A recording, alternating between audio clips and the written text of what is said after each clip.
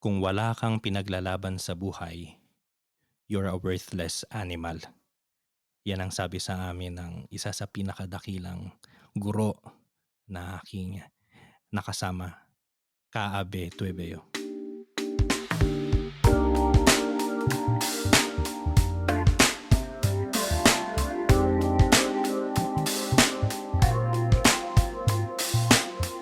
Ako po si Lennon At ako po si Russell.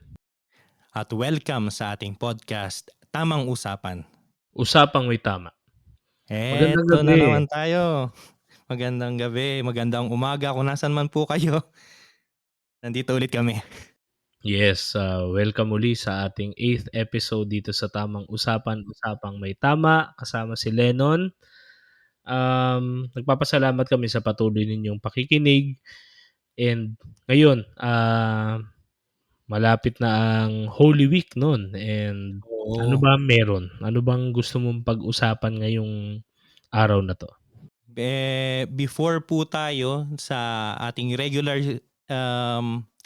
na usapan, ipo-promote lang po namin na para po, sabi nga ni Russell na Holy Week na, para po ngayong Holy Week magkakaroon po tayo ng special episodes kung saan sasamahan namin kayo um, sa Paschal Triduum na tinatawag, yung Holy Thursday, yung Good Friday, at yung Easter Vigil o yung Sabado Santo, no?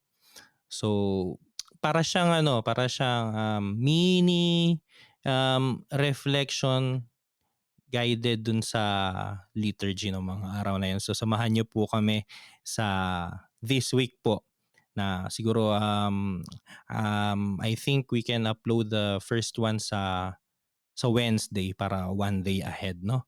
Anyways, before tayo magtungo dun sa proper na ng usapan, gusto ko munang magbasa ng isang feedback.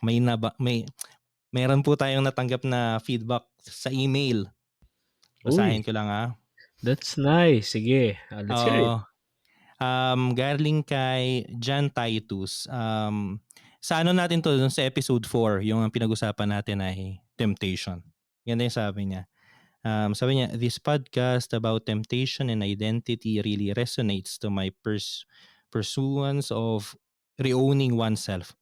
From what I've learned so far, temptation is an opportunity to learn more about who we are. Natitempt ang isang tao to be distracted in general kasi there are some parts of ourselves that we disown and we continue to amplify our disownment of those parts through temptations, through distractions, instead of amplifying one's self to grow more and improve.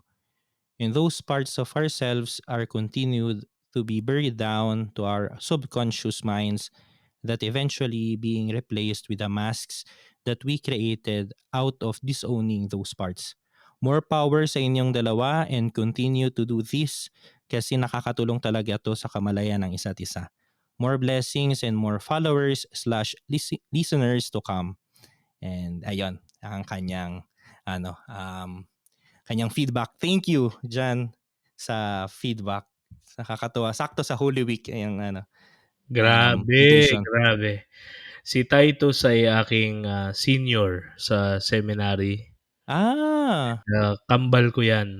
Tus or ano, brother, maraming maraming salamat na na-appreciate ninyo itong aming endeavor ni Lennon at, huwag sana kayong magsawa na talakayan sa amin, sa inyong mga feedback. Actually, meron din akong mga feedbacks galing sa iba kong mga naging kasama at kaibigan. mhm. Siguro bago tayo magpunta dun sa review, balikan natin ng konti yung mga solid nating nakakasama dito sa Tamang Usapan. So, gusto ko kayong batiin lahat.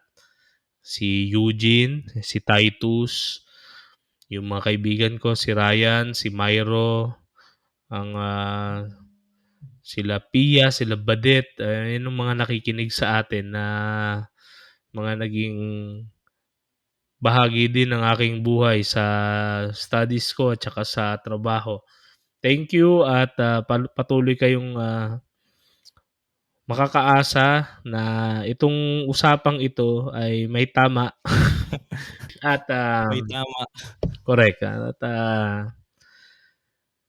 maging napapanahon, no, sa mga bagay na nangyayari pero madalas hindi napapansin, pero may impact sa ating mga sarili at saka sa lipunan na ginagalawan natin.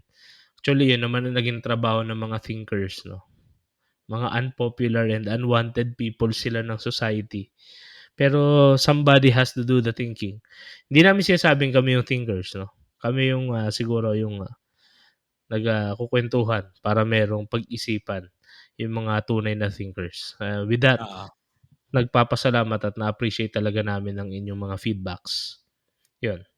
Ayun po, maraming salamat and please continue to send us your feedbacks, your comments, your suggestions din po para sa mga susunod nating mga usapan. Ayan, so na natin ang ating prologue. So punta na tayo ngayon sa proper yung ating usapan ngayong araw. Ang ating pong topic ay medyo mainit-init, parang bagong lutong tinapay sa umaga. Yung pag-uusapan natin. Actually, nanggaling to dun sa isang inspired to dun sa isang linya na nasabi mo nung nakaraan, Russell, na banggit mo yung tungkol sa pagiging woke, di ba? So, alam natin yan ngayon. Yung cancel culture and everything. So, yan ang ating pag-uusapan natin ngayon, no? So, gusto mo umpisahan, Russell, ang talakayan? Actually, itong woke culture, medyo huli na ako nung aking naengkwentro yung phenomenon na ito. Oo. Dahil considering my former life being inside the seminary, yung dialogue with culture, medyo later na yan nai-introduce sa buhay ng isang seminarista. Madalas talaga paatras ang formation aral, so philosophy, you really have to be well established muna sa fundamentals and the basic principles or yung primary tenets ng faith and ng pamimilosopiya in order not to deceive nor be deceived. Yung mga pananaw na yan. So here comes our contemporary society with this woke culture. At na-appreciate ko itong pangangailangan natin na maging mulat. Kasabay kasi niyan yung tinatawag nating political correctness, no? Yung pagiging PC. PC. Kasi maraming mga bagay na hindi handa yung society dati na ngayon unti-unti na nating nauunawaan sa pagiging tao, sa pagiging mamamayan, etc. These are very general concepts. Ayoko mag-delve into details kasi pwede pa kasi siyang pag-usapan sa ibang episodes. Pero yung pagiging woke, yung pagiging politically correct, nagkaroon siya ng isang anak. No? Nagbunga siya ng isang bagay na pag pinagninilayan ko sa sarili ko, kasi syempre, limitado din naman ang alam ko, sa tingin ko, hindi lang din siya part ng isang growth ng isang tao, ng isang lipunan. Pero para rin siyang side effect, no? Yung tinatawag nating cancel culture. Yung cancel culture, gusto kong bigyan niya ng diin sa aspeto ng growth, no? Kasi, gaya nga nasabi ko sa uli nating episode, biyaya, tama yan, maging woke. Kailangan maging mulat. Pero kapag nasobrahan ka, pag sobrang woke ka na, puyat ka na eh. Diba? Ang taong sobra ng puyat, sobrang mulat, puyat, at wala naman sigurong walang makakakontra 'no. Sasang-ayon din naman siguro yung nakikinig nito na ang taong puyat hindi nakaka-function ng maayos. Bakit? Puyat, eh. So, taong puyat mabilis mainis, hindi ka na makapag-isip ng maayos, hindi ka na makapag-appreciate ng mga nangyayaring mabuti sa paligid mo. Lahat, nagiging tungkol sa'yo kasi nagnanarrow yung paningin mo, nagnanarrow yung nararamdaman mo, nagiging makitid ang lahat at yun ang isa sa mga side effects ng puyat. Kung i-apply natin yun dun sa overall attitude ng pagiging sobrang mulat, lahat na lang ng maisipan mo at mapapansin mo, hindi mo makikita yan sa mas malinaw, mas mabuting pananaw. Papansin mo lagi yung mali, yung hindi maganda, yung sa tingin mo hindi tama. Napakalala nung tinatawag nating kulturang ito sa ibang lupalop ng daigdig, no? Mapapansin mo may mga movements talagang nabuo para lang maghasik ng pagkamuhi sa mga bahagi ng kasaysayan na mga ganun ba yung Oo.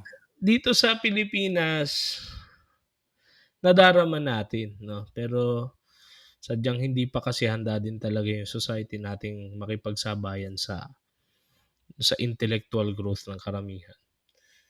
So ayun, gusto ko lang dito sa exposition ko, yun yung una kong point, 'pag sobra kang mulat, puyat ka. At 'pag sobra kang puyat, lahat nagiging tungkol sa'yo at hindi mo nakikita yung ibang mga aspeto. Kaya madali lang sa'yo mag-cancel. Pangalawa, eto, bobo ako sa math 'no, pero ito kasi salamat dito kay Ryan, ito isang mabuting kaibigan 'to nun si Ryan, kasama ko 'tong nag-iisip na ito tunay na mulat na tao 'to, mabuting tao, mabuting ama, mabuting asawa. Idol ko 'to. Itong si Ryan, nagkakakuwentuhan kami tungkol diyan sa mga yun nga, sa kultura, society, politics, et cetera. Pero ang isang insight na na-realize ko nung nagkukuwentuhan kami ni Ryan, parang math, 'di ba? Sa math, 'di ba 'di ba may cancel dun? Parang sa fractions yata yun. Wala po kaming idea dyan. Basta merong aspect sa math, sa mga equations na puwede kang mag-cancel. Pero yung puwede mo lang kasing i-cancel is yung parehas. Example, parehas na number, ta's parehas sila ng sign, puwede mo siya i-cancel. Ang problema sa cancel culture, may mga kina-cancel tayo na hindi parehas. Dahil lang hindi natin sila kapareho ng paniniwala, ng pag-iisip, kaya natin kina-cancel. Sa akin, importante mag-cancel tayo nung parehas na bagay. For example, yung context is Kristiyanong pananaw. So we can easily cancel sin as long as nandun tayo nag-ooperate sa context ng Christianity. Ngayon, yung ibang gawain ng culture, yung ibang gawain ng society na hindi nagfa-fall under that domain, hindi mo siya pwedeng i-cancel. Otherwise, magiging bigot ka din. Magiging insensitive, yun yung point. Kaya malabo Ang hirap ng cancel culture. Ang hirap siyang arukin kasi madalas nag-ooperate siya sa dalawang bagay na magkasalungat o hindi talaga totally related sa isa't isa. And yung cancel, ako, yun lang yung main thesis ko dun. You can only cancel what is the same or like things or like terms, kumbaga. Once you do something, mag-cancel ka sa magkaibang entity, tantamount yan to violence. And kung yung mga talagang woke na nagpo-promote ng non-violence, mag-commit nun, wala silang pinagkaiba dun sa mga nire-reject o kina-cancel nila. And yun ang yun ang isang nakuha ko rin kay Lennon nung pine-prepare namin 'to, na eto naman, ikaw naman mag-enrich ito nun. We cancel yung sa tingin natin yung act o yung thought na dapat i-cancel, pero never persons. We don't cancel persons kasi Exactly. wala tayong pinagkaiba sa mga lumang generations kasi ang cancel culture, ngayon lang yan na coin, cancel culture, pero dati yan na yung norm. 'Pag hindi tayo parehas ng religion, pugot ulo ka, patay ka, batuhin ka namin. 'Pag hindi tayo parehas ng Diyos, patayin ka namin. Girahin namin kayo. 'Pag hindi tayo parehas ng philosophies, hindi ka namin bibigyan ng role sa academe. 'Pag hindi tayo parehas ng political leanings, hindi tayo parehas ng ideologies, we will condemn you. We will persecute you. And it's the same cancel culture. Pagkaiba lang, yung cancel culture lang ngayon mas, malabnaw lang kasi sa social media ka lang maka-cancel. Dati Exactly. talaga, dugo talaga ang, dugo at pamilya mo, buong angkan niyo ang nawawala. Ngayon, ma-cancel ka ng ngayong araw na 'to, after 3 months of, doing your own stuff, wala na, parang walang nangyari. Samantalang dati, yun nga, yung Christian perspective din, I'm really going at length with this kasi naging rin, talagang pinagnilayan ko rin. So, yun yung last ko naman na point, yung reconciliation. Yung isang bagay, kasi ang mga Christians hindi rin mga perpektong tao yan. Pero what Christianity has contributed a lot to the development of humanity is this, yung concept ng reconciliation. Merong excommunication, no? Alam nyo yan, no? At maraming gumagamit nga niyan against the church. Excommunicate, then we reject, we vehemently condemn people for their wrongdoings. During the time of the Middle Ages, maraming mga even kings, emperors, barons, lords, mga nobles talagang na nagsasuffer diyan. Pero ano inintroduce ng Christianity, ni Christ? Yung reality na pwede ka pang magbago. If you show, 'di ba? If you showed, anong tawag diyan? If you practiced penance and you really showed remorse, you can still be accepted back. Bagay na wala yung secular society na malupit at hindi mapagpatawad.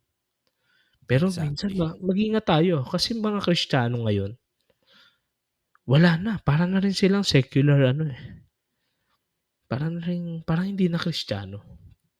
Yun yung natin, yun yung titingnan natin dun. Ito, very last na promise sa point na 'to.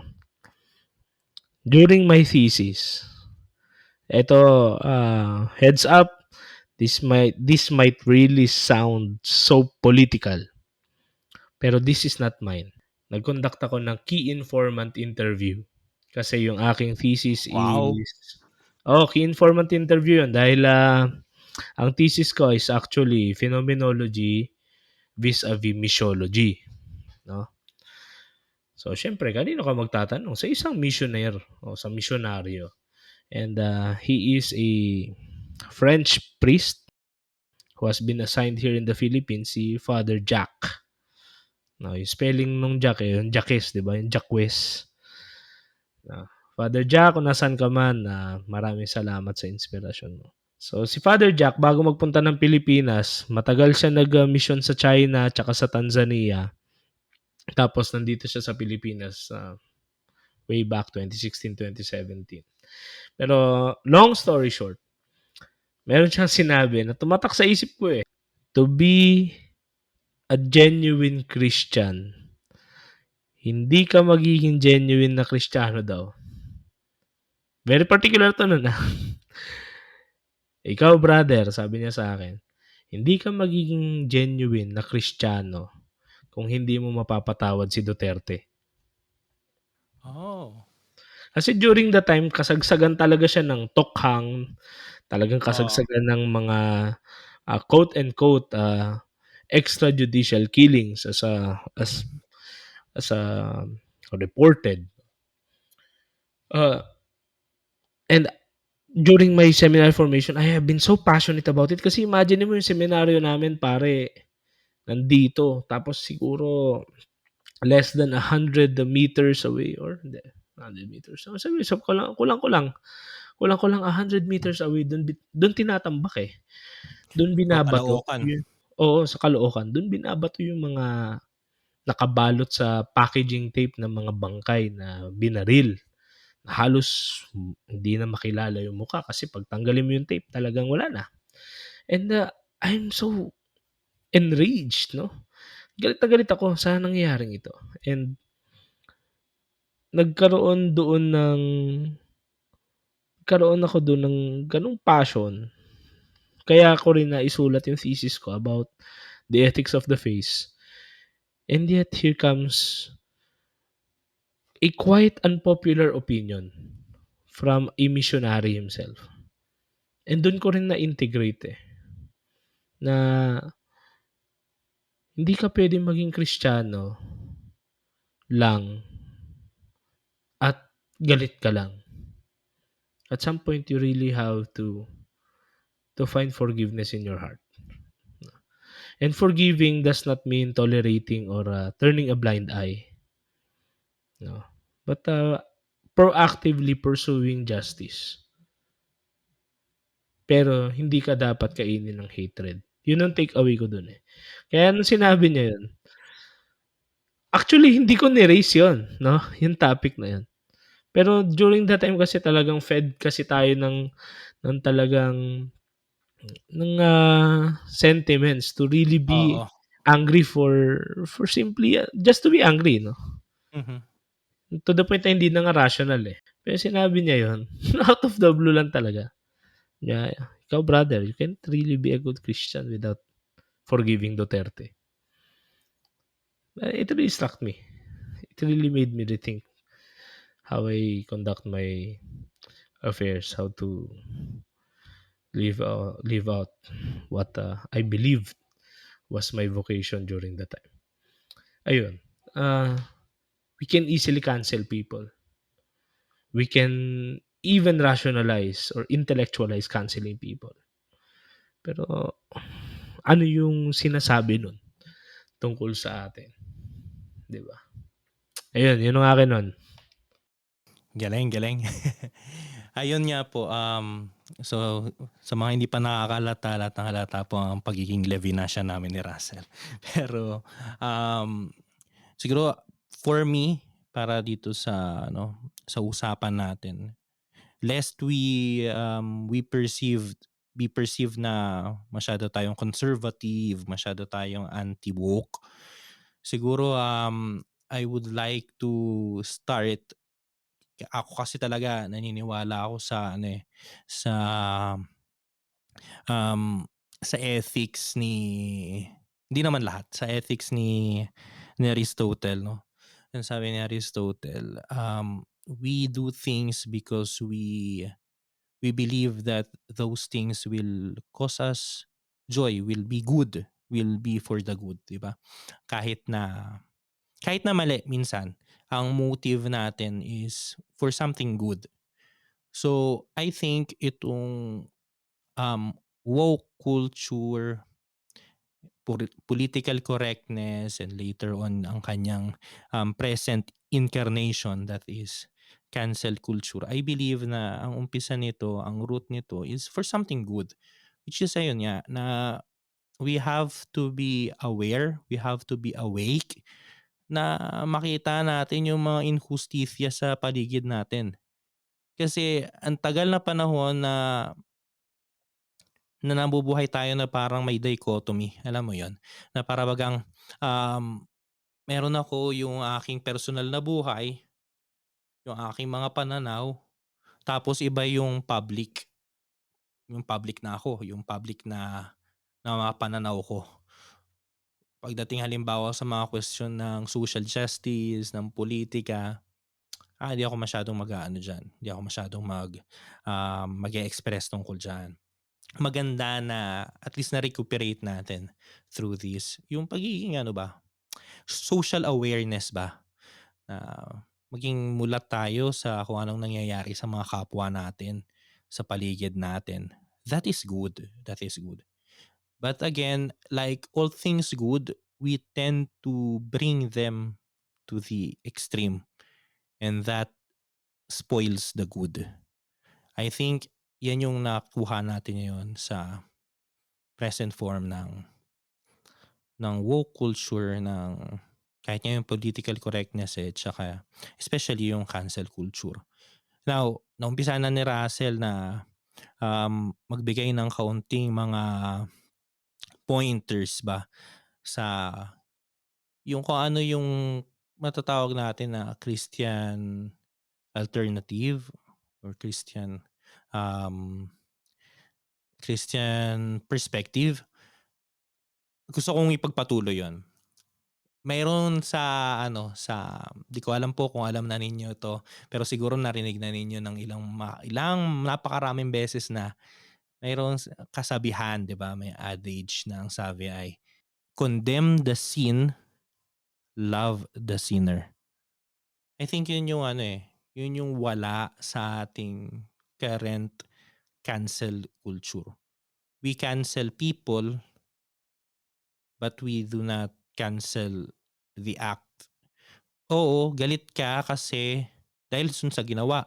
But in your activism, sa galit mo, mas nagagalit ka actually dun sa person.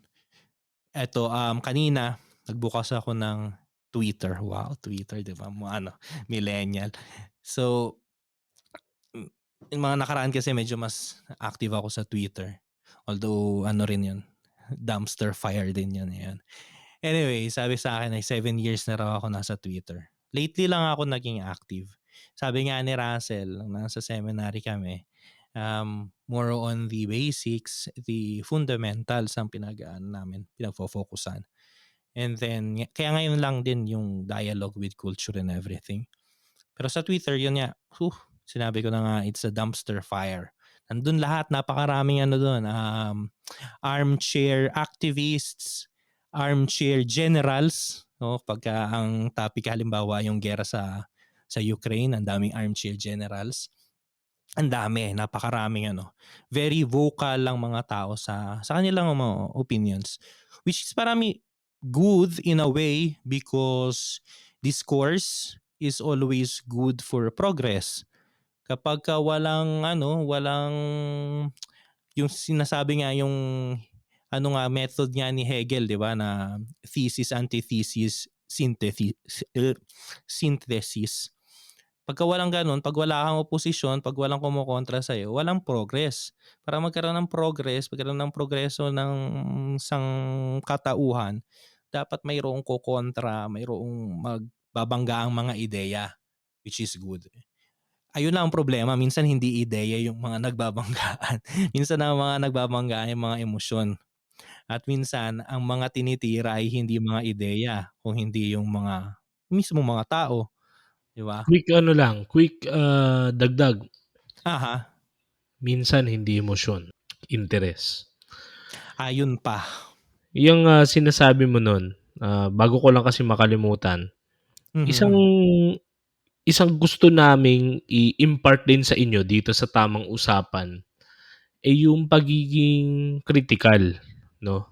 Pagiging critical. Exactly. Yung critical thinking, hindi yan para lang sa mga matatalino sa math o para sa mga introverts, no? Ang critical thinking, kailangan mong mamulat kailangan mong mamulat at kailangan mong masanay. Kailangan mo siyang practicein. Otherwise, hindi ka talaga maging critical thinker. Bakit yan sinasabi?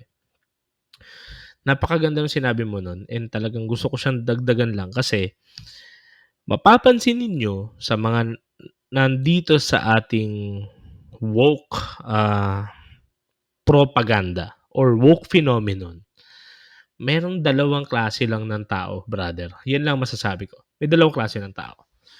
na actively nagsasagawa ng cancel culture. Una yung mga talagang genuinely na may care. Last 2 weeks ago or last week, merong isang specific na episode sa Eat Bulaga. Aha. Tapos nag-trending siya pare. Kasi may isang nanay na bata pa na siguro kaedad natin or mas matanda sa atin ng konti. Hindi ko alam basta mga bata pa yung Matanda. nanay. Oo. Tapos sabi niya na, "Nak, aral ka mabuti kasi ikaw mag-aahon sa amin sa hirap." Yun lang. Oo, tapos kinall out siya Mhm. sa national TV. Kinall out siya ni Maine 'no, ni Yaya Dab. Ah, aha. Pero napakaayos. Maayos yung pag-call out. Hindi siya binastos. Ang point lang dun, yun yung unang klase ng tao 'no, yung mga taong may genuine na care sa society and yung way nila ng pag-cancel ay hindi para manira ng buhay ng tao but rather to really promote better values. Exactly, oo. Kasi yung gawin mong investment yung anak mo, value yun, eh, pero hindi siya magandang value. Hindi siya virtue kumbaga, 'no?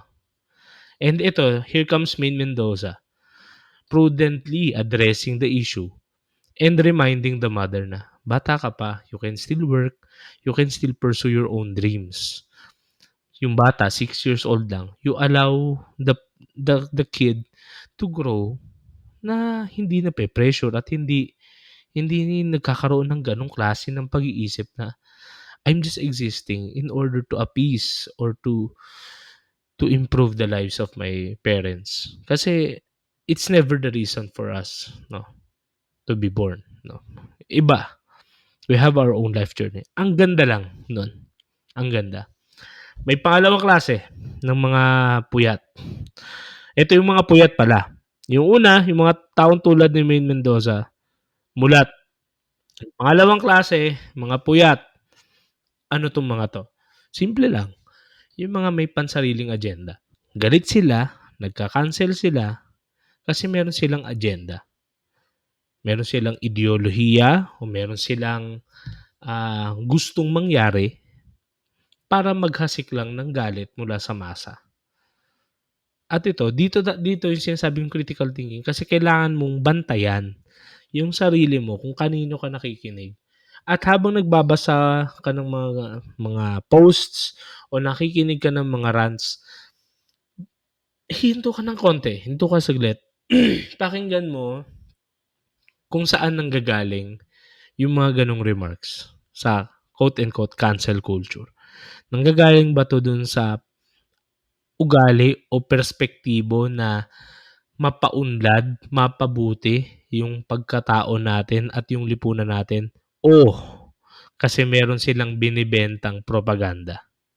Magalit lang tayo sa gobyerno, magalit lang tayo sa simbahan, magalit lang tayo sa isang tao, masira lang yung buhay niya, magalit lang tayo sa isang,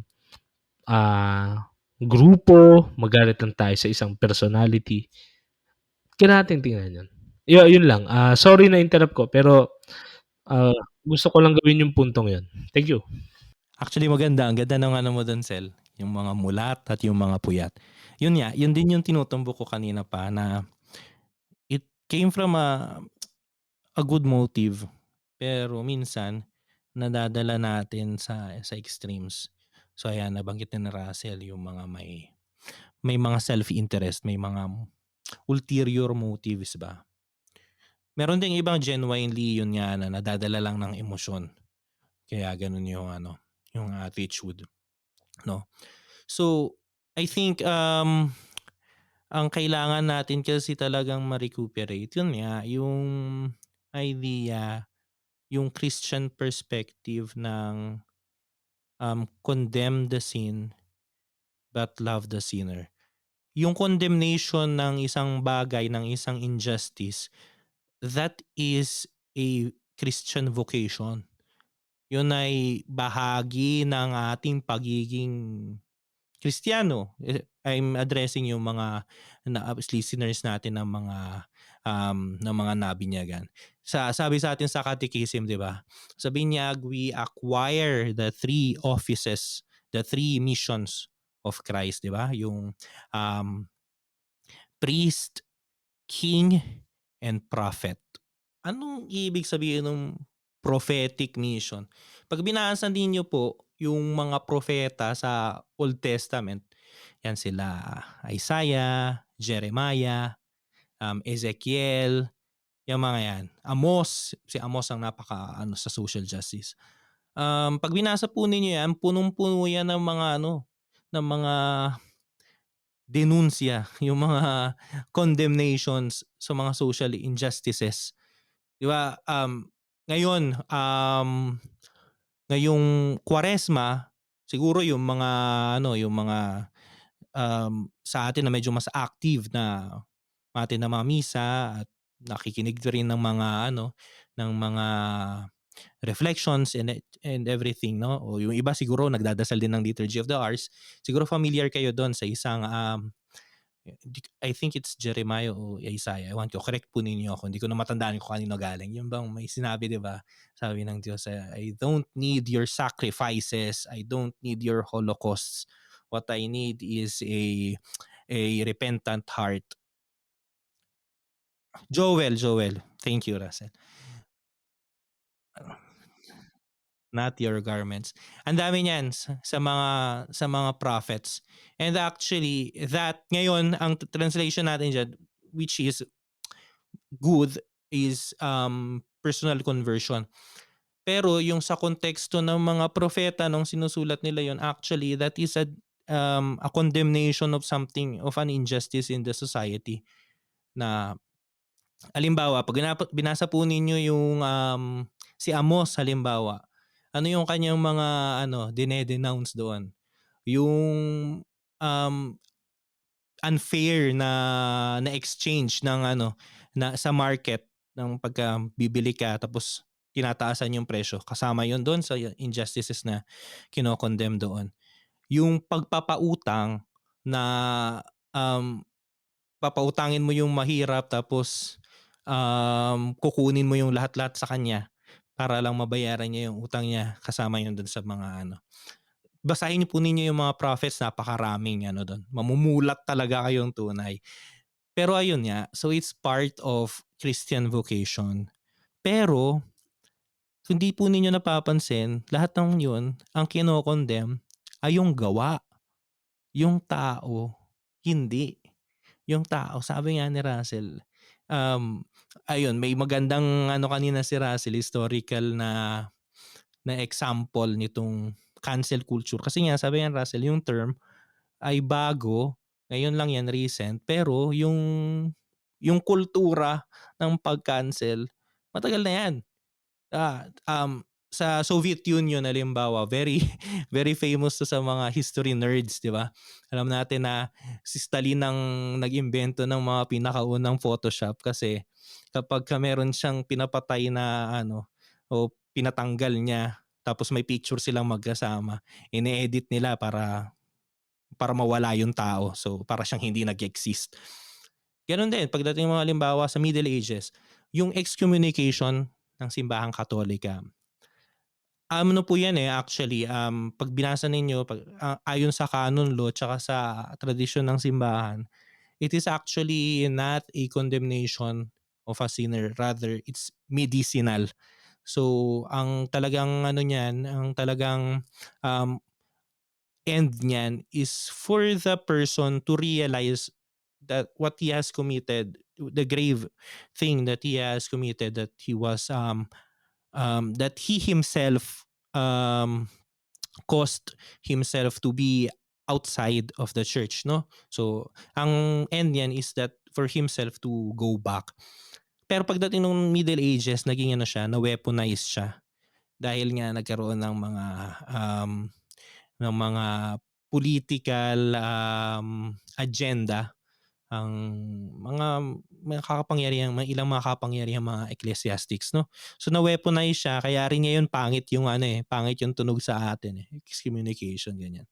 So rin yun, isa rin yung ancient form no ng cancel culture. Napakarami na ano na, very, I think very ingrained na rin sa ating mga tao yung ganyan, yung pag-cancel. So, ngayon nga, dahil dapat i-ano natin i-take advantage natin yung ating modern society na we can go beyond that. We can learn now to cancel things that is really unjust but not the person. And also, hindi natin dapat gamitin yung cancellation as a way to shut up our opponents, those who are not thinking like us. Halimbawa, isang napakagandang halimbawa. Ayokong pumasok masyado dun sa issue kasi very complicated, pero bibigay ko lang as an example. Isa sa mga siguro pinakasikat na mga kina-cancel ngayong mga panahon natin is J.K. Rowling, yung author ng Harry Potter series, no? So, si J.K. Rowling, she's a traditional feminist. Yung mga traditional values ng feminism, yung equality especially for women and etc., no? Ngayon pumasok yung debate especially sa United Kingdom kung saan nakatira si J.K. Rowling ng transgenderism. Should transgender people be given the same rights, the same treatment as those of the gender that they want, 'di ba? Halimbawa kung if I declare myself a woman, pwede ba akong sumali sa contest, sabihin natin kuwari sa Olympics, sa swimming contest for women. So mga ganong usapan ba. So ang ano ni J.K. Rowling is no. Kasi that will be first, that will be unfair. Second, that will undermine women kasi pwedeng magpanggap lang ako na babae ako, tapos kikilalanin ako ng estado na babae ako, tapos gagawa pa rin ako ng mga krimen laban sa mga babae, 'di ba? So binanggit niya 'yon, actually it's coming through. Bago ituloy yung kwento niya kasi halimbawa dito sa Espanya, alam ko nabalita yan diyan sa Pilipinas. Naggawa sila niyan yung transgender law na punta ka lang sa munisipyo, sabihin mo lang, babae ako. Hindi mo kailangang magpa-sex change, hindi mo kailangang ng medical clearance, etc. Sabihin mo, magde-declare ka lang tapos papalitan ka na ng ano. So ngayon, ano mga nangyari? May mga preso na nagpapalipat sa preso ng pambabae kasi mas mas medyo mas hindi ganoon kalala, hindi ganoon kahigpit. Paano mas nakakatakot yan, paano kung isang tao na may mga kaso ng sexual harassment tapos bigla siya magde-declare na babae siya. Anyways, lumalayo na ako, no? So, nangyari kay J.K. Rowling, sinabi niya yun. Yun yung kanyang view. And then comes a horde of people who say na you have betrayed us. You have betrayed Harry Potter kasi that is not what Harry Potter is all about. Mga ganyang bagay ba? What I see there is not actually a contestation of her idea, but more on shutting her up. Di tayo magkapareho ng iniisip, pues manahimik ka, ika-cancel kita. Wala kang karapatang magsalita kasi isa kang bigot, 'di ba? Bigotry 'yan, 'di ba? Gano'n, gano'n tapos ang problema pa, gano'n na nga ka-extreme. Minsan yung rin, um, yung response din sa part, 'di ba? Sa kabilang part, nagiging extreme din. So yung polarization ng society natin, kada kada beses mas nagiging extremes, which for me is very worrying. Kaya ako, ang akin lang diyan siguro, ang iiwanan ko is that, um, very good para sa'kin, napakagandang bagay nung discourse, ng debate, ng, ng pag-uusapan natin yung mga magkakaibang ideas natin. But in a manner na yun nga, that you really care on the topic. And because you care on the topic, hindi mo hindi mo i-shut up yung kalaban mo. Kasi yung pa isa, pagka ang tingin mo dun sa kausap mo ay kalaban, yayari na tayo diyan. Hindi dapat ang tingin mo ay kalaban. Dapat ang tingin mo sa kausap mo ay kausap. So, imbis um, na gusto mo na patahimikin siya, ang gusto mong gawin ay maipaliwanag mo sa kanya kung ano yung pinaniniwalaan mo. And I think that is the key para sa isang mas maayos na konbibensya na pamumuhay sa ating modern society. Wow, napakagandang exposition. Actually, it's true. Hindi natin yan sila kalaban, no? Unless threatened, no? Pinagbabantaan yung life, liberty, and property mo Aha, at saka exactly. ng mga mahal mo sa buhay. Hindi yan kalaban. Actually, yun ang isa sa mga very human aspects na namamatay dahil sa cancel culture. Dati may tawag dyan eh. Hindi pa yan cancel culture. Nung estudyante ako ng filosofiya, ang tawag dyan nung kaklase ko, yan ang thesis niya eh. Si Gilbert Ryle lang philosopher nun eh. Epistemological murder. Ganda nun. Oo, ang tawag niya dyan, epistemological murder. Yung mga, di nga, di wow, di ikaw na yung magaling. Bakit? Patay na eh. Patay na yung dialogue. Patay na yung discourse. Yun nga, as I was saying, yung isang very rich na human aspect na namamatay dahil sa cancel culture is yung art of debate. Ngayon kasi napakasama nung naging connotation pag sinabing debate na parang humahantong sa away. Iba yun. Hindi kasi yun yung tunay na essence ng debate. Ang essence ng debate is to arrive sa truth. No? Kaya tama si Lennon doon. Kung kayo sa nakikinig nito, kung meron kayong value at sa tingin nyo naaapakan nyo, nasasagasaan ng ibang value na sa tingin nyo hindi naman siya makatao, hindi makakalikasan, hindi makadiyos, simply hindi mabuti. You can always engage in debate. Pero yung proper na form ng debate, hindi siya para mamahiya, manakit ng iba, but rather both of you na makarating dun sa pagkaunawa sa katotohanan. Dun sa elementong yan, walang magkaaway dyan. Parehas kayong makikinig. Kaya nga ang dyan, you keep an open mind and you begin to study also. You study and you speak in the language na naiintindihan nung gusto mong kausapin. Yan yung tinatawag na apologetics eh. No, yung dialogue with culture, hindi lang siya dapat dialogue na parang, ganun pala kayo, sige, adapt namin yan.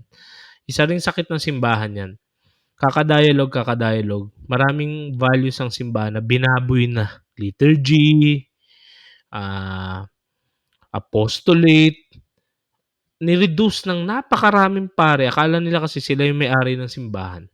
Na talagang binaboy nila yung values ng simbahan para lang pagbigyan yung political agenda ng quote-unquote dialogue. No? Pero dialogue can also be apologetics.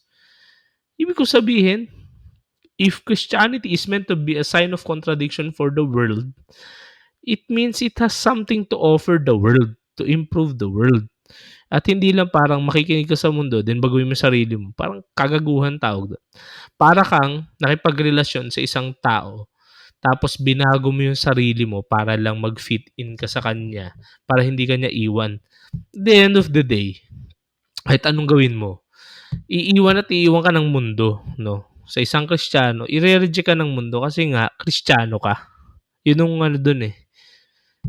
Kung yun ang nararamdaman mo, yun yung essence, no? Bakit ko to sinasabi? Marami kasi sa atin, nagsisimula tayong kainin nung very secular and very, very selfish na attitude, yung parang prosperity, yung parang God wants me to be rich and God wants me to be all Yung positive and prosperity hindi. gospel. Mga prosperity no, propaganda. And we have no regard for other suffering. Kaya yun, yung takeaway ko dyan nun, genuine cancel culture or genuine woke attitude should be springing from a genuine altruism. You cannot be really woke without being altruistic. Murahin nyo na ako, awayin nyo na ako, pero regardless kung Kristiyano ka hindi, being woke means being genuinely altruistic. Exactly. At being genuinely altruistic means having a genuine appreciation and love for yourself. It doesn't mean that you think about others, you will defeat, no? You will engage in self-defeating values. The point lang dyan, you will be really sensitive with the cry of the poor. You will be promoting the rights and the interests of the voiceless, of the helpless, of the hopeless. Yung tatlong L na pinauso ng mga Jesuits, the least, the lost, and the last. Kasi kung ikaw may capability ka, sila wala eh. Kaya ka woke. Yun yung point. Hindi buong mundo meant maging mulat kasi nga maraming nahimlay na or nakatulog na kasi wala silang kakayanang magising. Or kung meron man silang kakayanang magising, comatose sila kasi wala silang oportunidad masabi yung boses nila. Kasi napagkaitan talaga sila ng lipunan. Kaya kung ikaw naniniwala kang woke ka, you use it para hindi i-promote yung agenda mo o yung agenda ng kinabibilangan mong organisasyon, but rather, yung talagang nangangailangang i-promote yung kanilang interest, yung least, yung pinakamababa, yung lost, yung mga hindi alam kung anong nangyari sa buhay nila. And yung last, yung laging huli, yung laging lugi, yung laging hikahos. Yun, walang ideolohiya dun, walang relihiyon dun. Simple, pagiging tao, pagiging makatao. At kung may ganun tayong ugali, hindi mo na kailangan sabihing mulat ka. Makikita na lang yun sa'yo. Nice yan. Maganda yan, Russell. Napakaganda. Siguro we have now come to the time ng ating practical suggestions, no? So, umpisahan ko.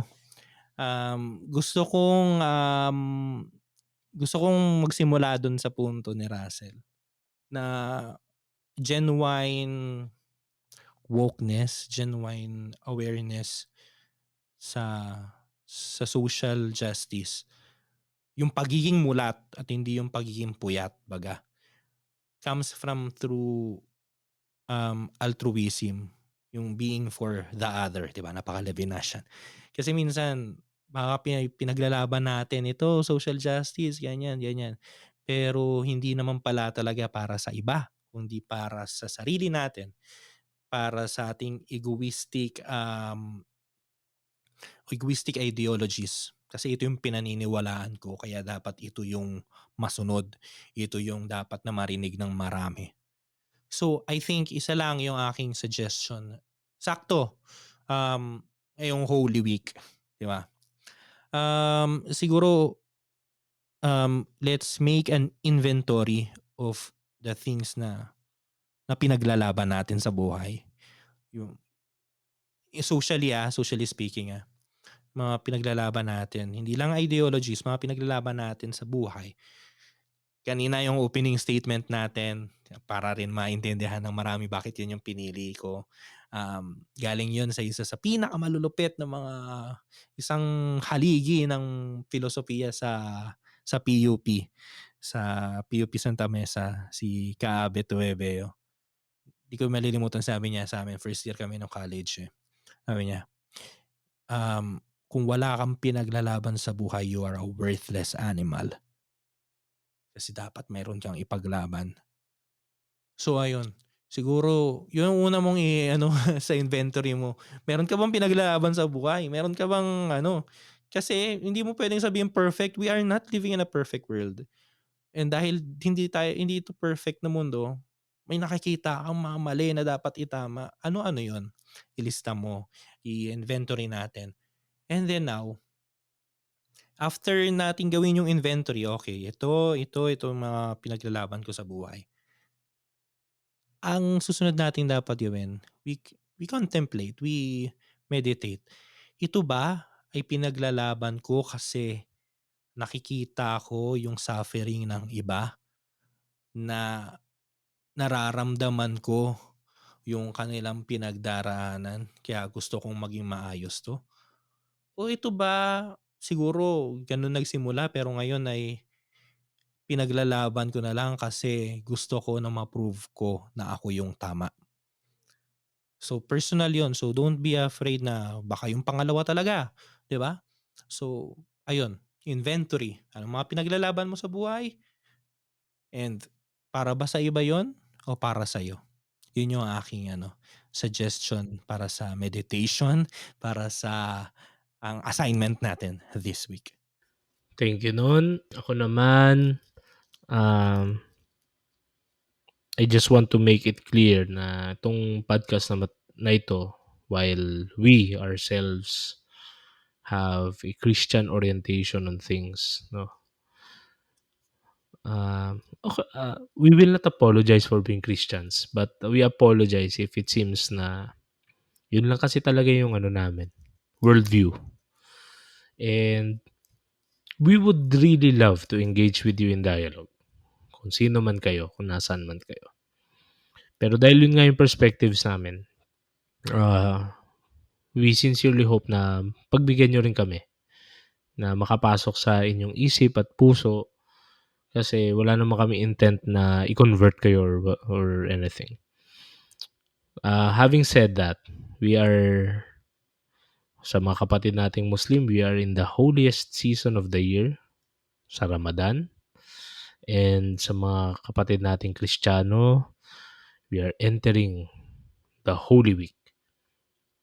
Masasabi ko lang, isa lang ang aking suggestion, allow yourself to be disturbed. Yung sinasabi ni Levinas, meron daw tayong, hindi ko alam kung ano pronunciation daw, meron tayong sense of enjoyment, yung jouissance, no? Jouissance, Yung we're just so comfortable with ourselves. Wala, everything is just fine. Or even if, halimbawa, everything is not going so well, like if we are depressed or we are so sad, we are angry, at the point there, yung jouissance, hindi lang siya yung parang enjoyment na nagsasaya ka lang, asing masayang-masaya ka. But rather, you are just enjoying being yourself. Yun yung jouissance eh. Baga, kung galit ka man, galit ka, nag-enjoy kang galit ka. Parang ganun ba? Don't get it wrong na parang pagsasaya lang siya. Ibig sabihin na ikaw lang. At yun ka, sobrang immersed ka sa pagiging sarili mo. And here comes other people disturbing that peace.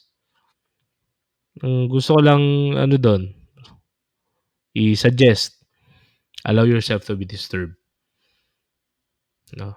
Naglalakad ka, papunta ka ng mall, kung may sasakyan ka, pagbaba mo ng parking lot, or habang naghihintay ka sa traffic, may kumakatok sa bintana mo, nagbebenta ng sampagita, nang hihingi ng limos.